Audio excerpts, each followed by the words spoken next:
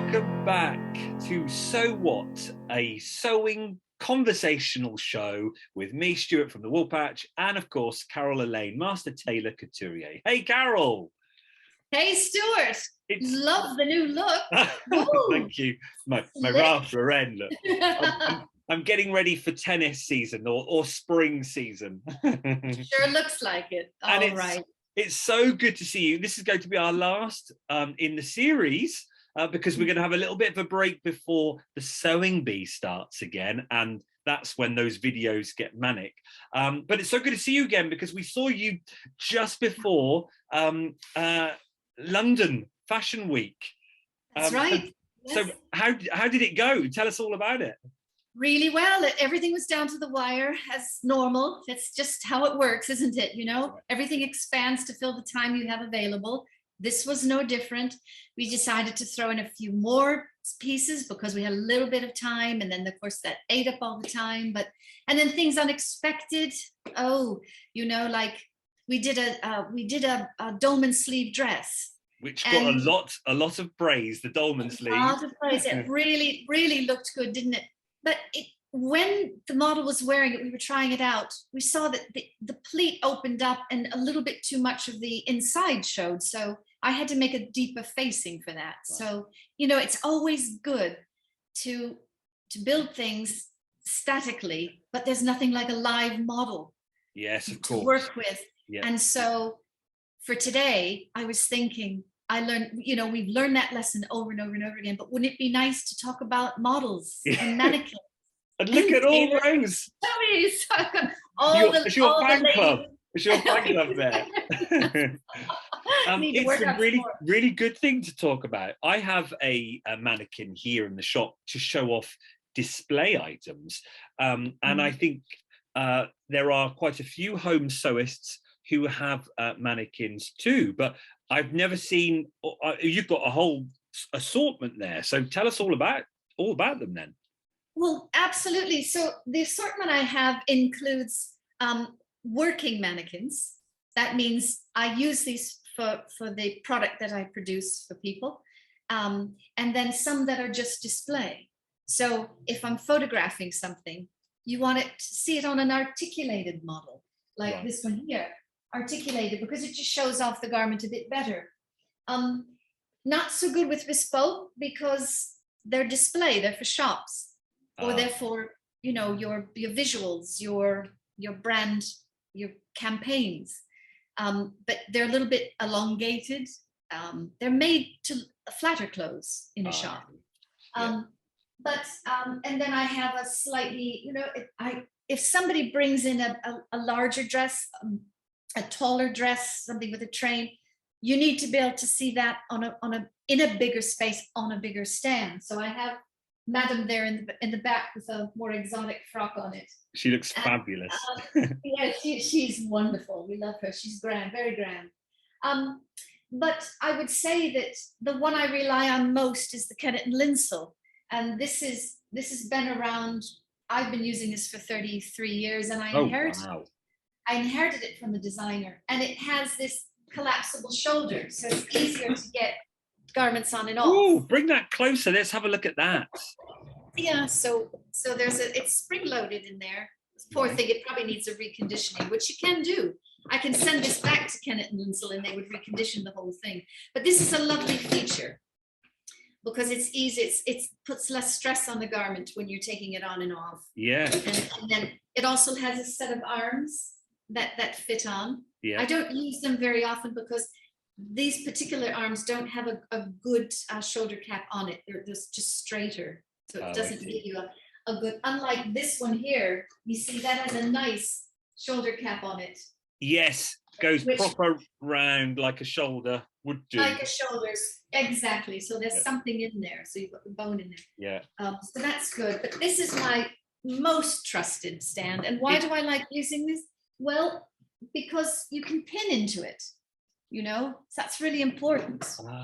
Put a pin into it. So, and it's really good for the kind of work I like to do, which is more draping than flat pattern construction. I think I showed some of that in one of our previous chats. but you can just put your fabric on and manipulate it around and pleat it and gather it. And it helps if you can use a pin. Do you need a mannequin? You know, how do you know you need a mannequin? Well, if you're doing your day-to-day sewing, maybe you don't. But if you're sewing professionally, yeah, you have to. It's you can't get around, you know, working without one. It's hard to get one in the right size. So this is a 12. This is an 8, so kind of a 10. This is a 10 here. This mannequin is Siegel and Stockman, very famous brand. It's a bit harder to pin. It's a fiberglass construction, so it's a bit harder to get a pin in. You have to kind of pin just the canvas. A really easy and a really cheap way to start out, and I use this with my students, this is just a styrofoam mannequin. Yeah, I've got one. That's like my one. You got one of those? Yeah, so and it's got this cover that slips over it. And this is really easy. You can sink a whole pin right into it. Can you see that? Yeah. You know, put the whole pin right in. The downside of this one is it's a little bit wobbly. Yeah. So, and that's not so good. Where the Kennett and Linsell is on wheels. So that's nice because you can, you know, that slips around and you can turn it. If you're, let's say you're just working on it, you can just turn it to see how easy that is. You want that, accessibility. It's all down to a cost as well, isn't it? Really, the styrofoam, the polystyrene ones are going to be way more affordable, aren't they? Way more. It's a good place to start. If you think, well, do I need a mannequin? You can start with the styrofoam job, and I think this cover comes off and that's washable. That's a bonus. It's not very sturdy, but you can get this one and then you can pad it to your size. And then you can see how accurate you can come to making your own garments and getting them close to your size and padding that. Yeah, go ahead. When you say making it adjustable to your own size, I've seen ones on in certain sewing shops. I think they're called adjuster forms. They are mannequins, but I think the brand might even be called adjuster form, and they have lots of places to screw or twist. Yes, because they then the form adjusts. The waist comes out. So I suppose the home sewer, if they're making garments for themselves, they would adjust the mannequin to suit their size, their hip to size, their chest to size. I don't know what they're like though. Have you had any experience of those?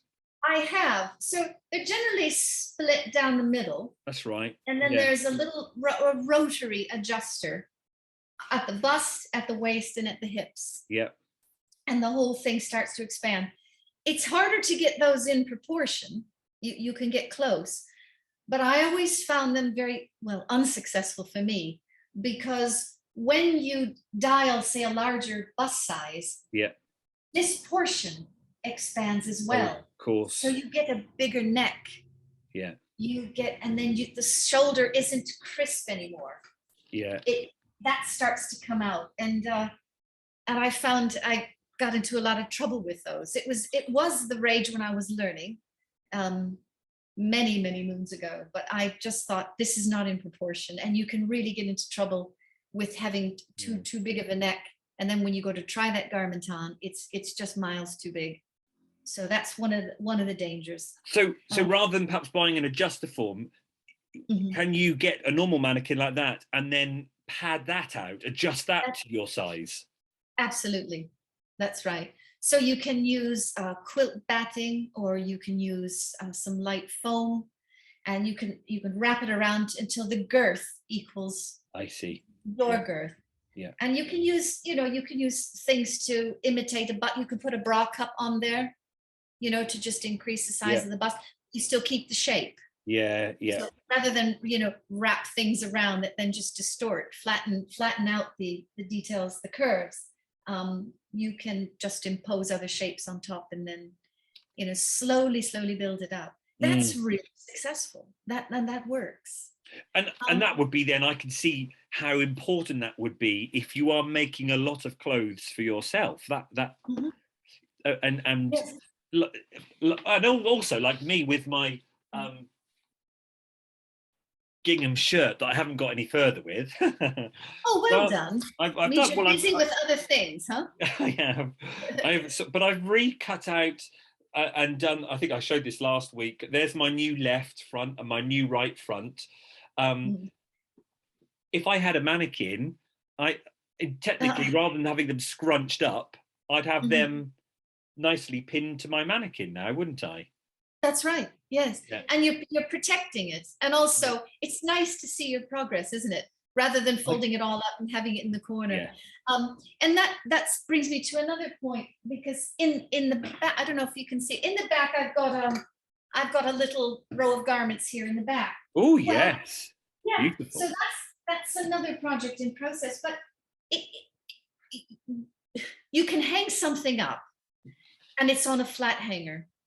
But if that was a bias cut jersey dress, you've got to have the right hanger. Otherwise, it's going to hang and it's going to poke the ends of the It's in the hanger wrong are place. going to Yeah. poke in. Yeah. So you're not really storing it correctly as you're building it.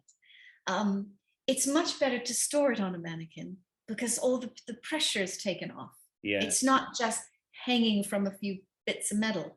It's distributed, and particularly if you're making a bridal gown or something like that, the stage garment, you can't just hang that up because it's going to start to stretch. It's heavy, and let's say you're working on a bias cut garment, Right. bias cut skirt. It's really good idea to just put it on a mannequin, walk away for a day or two, let it stretch, let those bias points stretch out, and then because it's on a mannequin and hopefully it's in reasonable proportion, then you can hem it because the floor isn't going to move, is it? No. So you can hem from the floor up, so Yeah. you know that your hem is going to be even after it's stretched and it's Kind of settled. settled into its position. Yeah. Yes. Yes, exactly. Oh, So it's and if you like to drape, it's really good. If you want to store your garments, it's very handy. Or if you have a real virtuoso piece that you just don't want to hide in a closet, it's yeah. nice to have it. Yes. It's Yeah. nice to have it out, A Absolutely. lot of yeah.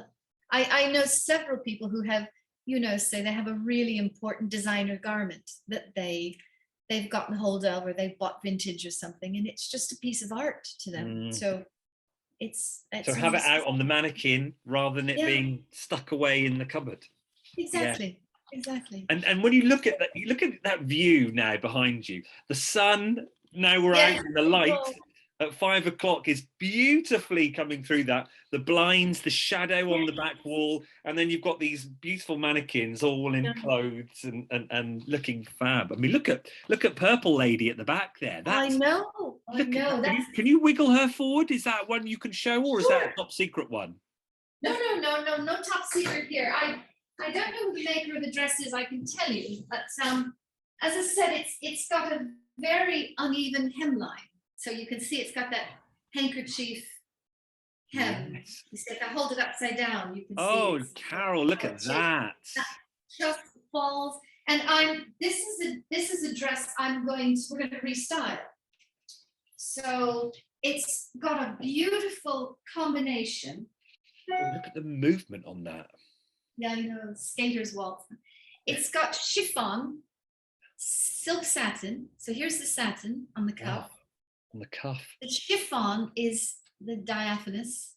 Can you see that? Yes, beautiful. See that through? And then it's got this collar, very 70s collar with a mitered lace collar. And that's set in the silk satin. And then we've got some voré, so a slightly burnt pattern. Look Can you at see that? Absolutely. Ah. And then the lovely bib, which has got some white lace, and again a mitered section here. And I want to make the dress a bit larger. So instead of it, this panel would go all the way over to the other side.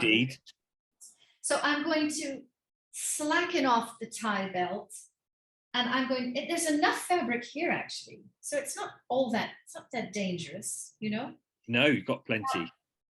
Got plenty there. And then so it's just, the question is just working out how to manage this, because I want to see the whole of the bib. It might be that we just center that and just let that go. Why not? She would look stunning walking. Yeah, she looks stunning. And isn't that dazzling for spring? And well, like I say, walking through an Italian town centre. Absolutely. Yeah. The gelato. Wait, let's go. Let's go. Or on the beach. It's got to be on the beach with a little clutch bag. Bring it on. Everyone looking. Oh, it's carrying the sandals on the beach, of course. But it's nicely done, and there's a lot of interest in it. So and the movement in that, even when you just move that cloth, it just wiggles and moves and flourishes. It loves this cloth loves being on the bias. Yeah. And it's so soft to the touch. It's lovely to work with. But I'm going to put, because it's see-through and we're losing wrap. Yeah. I'm going to make an underslip, and I'm going to find this shade of purple. Yeah. I'm going to make an underslip. The waistline of the underslip is going to be an elasticated lace, and I've got to source that too. I've got to find a color coordinated stretch lace to go over the cupro lining. Cupro because it's non-static, and we're dealing with silk, so we don't want two layers of silk together. Okay. Because it just creates static and heat. Oh, didn't know that. So we want a nice cupro lining, which is viscose based. It's got a lovely cool temperature about it, so it's going to be nice and compatible. And then, so we'll have an underslip. We'll have to contend with this white section. Don't want purple behind that, but I could also line this with white and then just make a waist-high slip. And then the only thing that would be see-through would be this panel here, but that my client's not bothered about that. I think that would look wonderfully. Doesn't mind, yeah. Sexual. I think that would just be exquisite. Absolutely. And I think now underwear is part of an ensemble. You know, it used to be that it was all covered up, but now it's, you know, it's just another layer. It's like, never mind the t-shirt. You see a lot of lacy camisoles and things underneath blazers. So it's so she's not bothered. I'm not bothered. Yeah, indeed. She's got a gelato in her hand. She's not bothered. And it doesn't matter what. But you're right. It looks so good on the mannequin, and you can see how it sits. You can see how it moves. And as a couturier, that it's one of the most crucial things in your toolbox, as it were, I suppose, isn't it? Absolutely. And you know, when 2 years we've been trying to come out of this lockdown, haven't we? We're, thank goodness, the restrictions have been more or less eliminated, and we hope that we can now live with it. But when the lockdowns first came about, I didn't know how I was going to be in business when I couldn't be client facing. So I started to do a lot of restyling. We talked about this, and I can't believe how it's taken off. Oh, wow. So now people are finding garments that they didn't think they could wear, but they had to buy it because they love this color, and they couldn't. This fabric bought them. You know? It purchased them. And so now what do they do with it? You know? Brilliant. But we were talking about this before, wasn't it? It's great that they're not chucking it away and buying more. They love it, so they want to keep it because they love it, and get it adjusted so they can keep loving it and wearing it. Yes, and there's a reason why things catch your eye and you can't live without them. You know, clothes and paintings and all sorts of things, books. But and now you can. I'd like to think that now my clients can say, I don't need to be forced into being tempted by things. I'll just wait. I'll just wait till something really good catches my eye. It may not be perfect for me, but now I know what I can do with it. I can go have it restyled, and I can, you know, make it my own, which is really nice. I think that's why we sew and knit and build our own garments, is because we have something which, you know, got our thumbprint on it. And It's a very interesting conversation actually, because with me on my vlogs, I've been asking people to go into their stash, and fabric people and knitting people have a huge stash, because you go to a shop, you buy 3 meters of a fabric that you fall in love with, or you buy 2 hanks of wool that you fall in love with. It's very easy to do that, especially if you're on holiday or over the years. And of course, the act of making is a lot longer, so your stash builds up quicker, doesn't it, yes. than that we Oh, make. gosh. And I Yeah.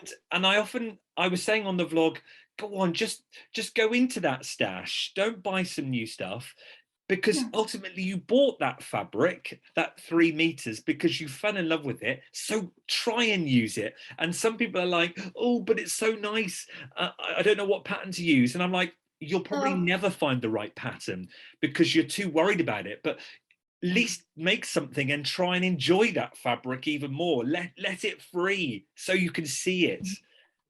Well, that's so true. You shouldn't be afraid, because where you bought that fabric, there will be more fabric. So go ahead, jump in, make a mistake, you can Yeah. correct it. I'm always surprised when I go looking for something like for someone else.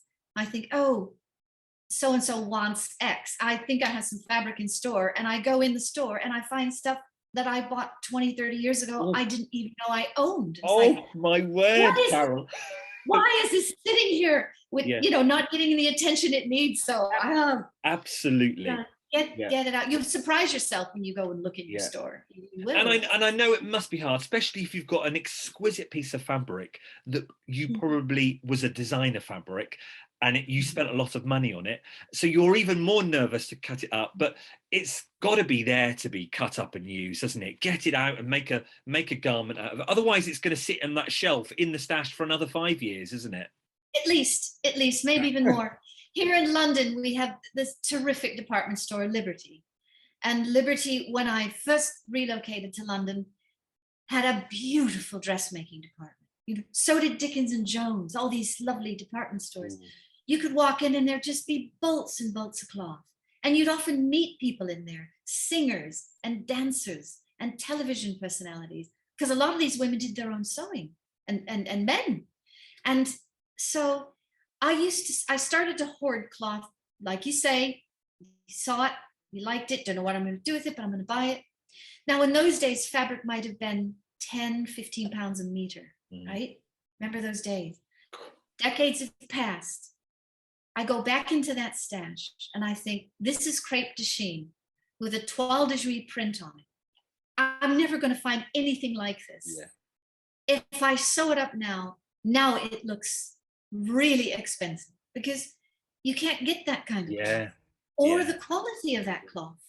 The Mannequins, the crepe de chines, these beautiful prints with many silk screens, real depth of print. And it is amazing. And because of the replacement value is so high, I just think, what a good investment, which I didn't think at the time, because when things cost £5-10 a meter, and they were on sale, they had gorgeous sales at Liberty's every year.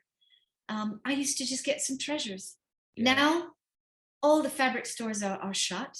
In London, in Soho, most of our shops are gone. Yeah, it's sad, isn't it? So there is 5 or 6 sister shops that used to be in Soho, have now got a warehouse in Wembley. Cheaper. So in order, so way in order cheaper to go, for them, won't it? A warehouse it is would probably going to be way cheaper. cheaper than a shop building in the middle of Soho. The rent on that shop in Soho must have been astronomical. Rents and rates and the utilities, and the wages for people that had to live in London. So that was, I realize now what a luxury that was, to just walk into central London, and I could walk out having visited 10 fabric stores, easy. Do the whole circuit, see the full choice, everything that's available, and then go back to that one after a light lunch, go back and get what you wanted. Now, internet different, and all that.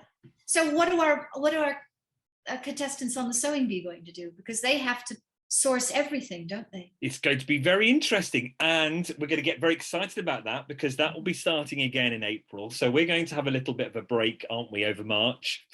I think last year it was end of April, beginning of May. So we'll see if they're going to release it then. But yes, and it would have been filmed last September, October. So they were able to go out. So they might have gone to shops and bought fabric and seen fabric and felt fabric. So hopefully it will be interesting to see, yes, different, well, hopefully it should be better for them, shouldn't it, this season? I think you're right, because before it was in lockdown, wasn't it? Okay, so although this was just before, was it the second or the third lockdown? We were talking about last November, by then a lot of the shops had packed in, and closed. So it'll be interesting. I wonder if they'll talk about that. Yes. If they'll talk about what kind of a trial it was to get fabric, and if they relied on the internet and samples, or if they were able to go out and shop and touch and feel and make selections. Well, hopefully we shall see. Well, it's been a wonderful journey. What do you think? We started from January just talking about fabrics, and now we've sort of ended up talking about mannequins and the full garment, and seeing your journey as well with you and Laura's. It is Laura, isn't it? It is Laura, yes. Laura's work and everything, and seeing you sort of go up to a finished garment at Fashion Week. It's been a wonderful series. I've really enjoyed it. It really has. I think we've touched on a lot of things, and as always, I'm just really enjoying the comments, and people are engaging, and they like listening, and they like hearing the chat, and it's nice, and for what is a very solitary business, it's nice to get out from behind the machine and have a chat. And we can see that in the comments when people are saying, I've made this, I've made that. Teddy, who makes loads of dresses, but on the miniature for his dolls, and it's exquisite what he's making. And you're right, we're on our own at the sewing machine. So if we're on our own, they've been having us on in the background listening, because they don't necessarily need to watch, because it's more conversational, isn't it? And some people have been watching and seeing, and they've loved it, because there aren't that many type of shows, not on mainstream telly and even on YouTube, where you get to speak or listen to someone talk about sewing with the wealth of experience that we've got with you as well. So it does make a difference for sure. I'm thrilled with the amount of people who keep coming back each week to listen and who enjoy it. So am I. And even people we've met on the show starting to comment and starting to be a part of this, which is really nice.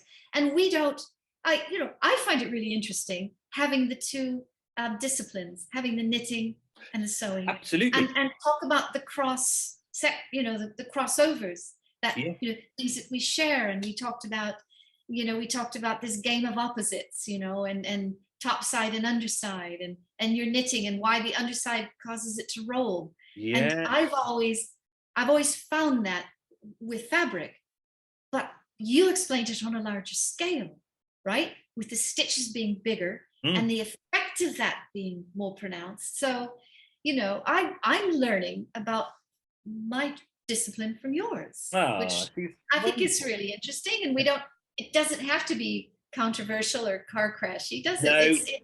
No. And I think this is what's missing on the airwaves. It's really just helping and making a community. There's plenty of room, there's plenty of space for things like this. It's just nice to be here, Stuart. Oh, well, and it's nice to be doing it, and thank you for all the time that you've given up. Because I know when we get to the sewing bee, it's 10 intensive weeks, isn't it? I know. I'm always appreciative of the time you give for that, because you do little tutorials in between too, according to whatever they've made. So I know that's going to be an intensive 10 weeks, but it's going to be it's such an enjoyable 10 weeks because it's more sewing to talk about, isn't it? And who's our favorite sewer, or whose talents do excite us, or what about that sewer attracts us to talk about them, and so forth. Yes, so I can't wait for that. Oh, and look, that is amazing. this is That is my finished quilt. beautiful. I've been doing that over the last couple of weeks. It's Look at that. It's Well, piece. Go on. is that a specific pattern that It you've is. done? It's a pattern that my friend has done. I'll put it all in the description. Okay. It was her first. She's a quilter. She's a long arm quilter. So Oh yes. she has this big machine where you lay it out and the machine can do it, or you can design it yourself, rather than me putting that through my sewing machine and trying to quilt it myself. So I pieced the top.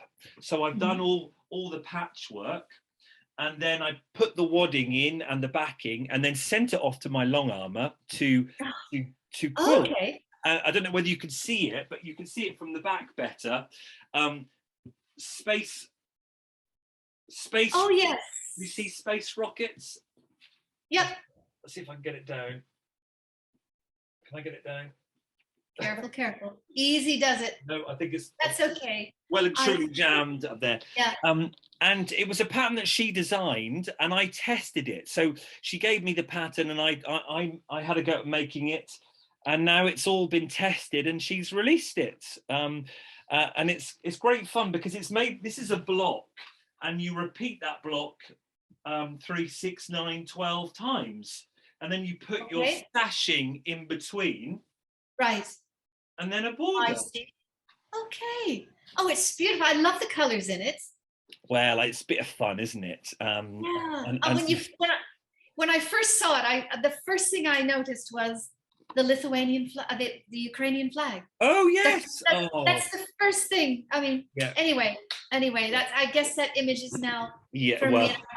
But, yeah. So I finished a make, and then what with your finished makes too.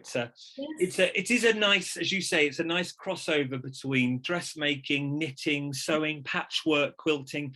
It uses similar techniques, similar tools, and here we are all talking with similar interests. So it's been a fabulous 10 weeks. 10 weeks, that's how long it's been we've been doing this. I can't believe it. But let's just keep going, because it's good for the soul. I always look forward to this, and I think, what am I going to talk about, tomorrow? Or sometimes I do some prep. This came to me last night. I thought, why not? Yeah. Mannequin. Let's get the ladies all lined up. Oh, and they look. Have they got names? Have they got names? No, they don't. No, none at all. No. Well, there's sizes. But that's the whole point of our conversational sewing show, isn't it? We just talk about stuff to do with sewing in whatever respect. Yeah, and I like going through the tools, because people don't think about the tools as much as they do the finished project. Yeah. If you're a knitter, where's the jumper? Where's the beanie? Where's the scarf? Yeah. But I saw on Amazon, I was surfing the other day, and I saw this beautiful presentation of needles and this amazing pack. Unzip it, unfold it, and inside is all the crochet hooks, all these needles and circular needles, and I thought, wow, you don't see that every day, do you? No, I bet that cost an arm and a leg too. Well, it's been wonderful. Thank you, viewers, for tuning in and coming in each week. I hope you've enjoyed it. Let us know in the comments if you had a favorite part. Let us know for future ones. Maybe after the sewing bee, we can come back and we might be doing something else if there's something you want to do. Where we are, but it's been great. But we will be back with the sewing bee for sure. All Gathered Up is our offshoot show, isn't it, Carol? That's what we've called it. That's right. That's our match of the day rebuttal. Isn't it? Absolutely. And it went down so well. If you haven't seen those shows yet, then just search All Gathered Up in YouTube, and you'll see me and Carol each week talking about the show of the previous episode of the Sewing Bee, and talking about the contestants, what they've made, and there's normally a focus, some sort of focus about an issue that came up. Maybe it was buttonholes one week, or I think the waistcoat one, they made a waistcoat one week, didn't they? And you talked about how to do the tie and the buckle. Yes, different kinds of buckles and how to set them up. Yes. So it's a great offshoot show, because we get to talk about something that perhaps came up in the show, and also we get to critique in a really positive way as much as possible what the sewers made, and it went down really well. So we'll be doing it again this year, come April, May time, whenever it is. Absolutely. So in the meantime, rest well. Well done on London Week. And now you say that she's in Paris now, is she? Yes, it's because it's Paris Fashion Week now, so she's there. And it's just getting her collection in front of as many people as possible, because like a lot of startups, she's going to sell this herself online through Instagram and her own website, and, you know, not taking on that horrendous responsibility and financial burden of renting a shop. So she's going to do it all by herself. And but she's got a lot of people behind her. And just in closing, I went and I scouted out some factories a couple of weeks ago, because I'm determined to find out if we can still manufacture in the UK. I know we can, and I met some lovely factories, but one of them said to me, there's been more startups this last year in lockdown than she can remember. And I think that's great, as people are, you know, they're reflecting, they're deciding, you know, what do I really want to do? There's a lot of soul searching during the pandemic. And so there's a lot of people out there wanting to do things differently, wanting to offer lines of clothing that are sustainable, that are produced with local materials. And we want to see if we can find a way to keep the factories buoyant. Yeah. I hope we can do that. And I think people are prepared to pay more for that, because they know, especially if they can see that it's come from that factory and it has come from there, or it's that local, that is I pay for that, and I think many people will.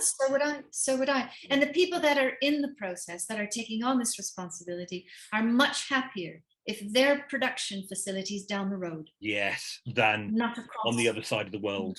The logistics and the cost and all the problems that we have now that we're no longer in the EU. Yeah. There's all that compounds everything. So I think it's not a major commitment, but it's a smaller mission. I'd like to see some of our factories that are well set up for fashion to produce for the UK in the UK. Oh, well, how exciting knowing that there's many people out there doing like what Laura's doing, starting up and seeing where it goes. So, even better than what you're doing. Absolutely.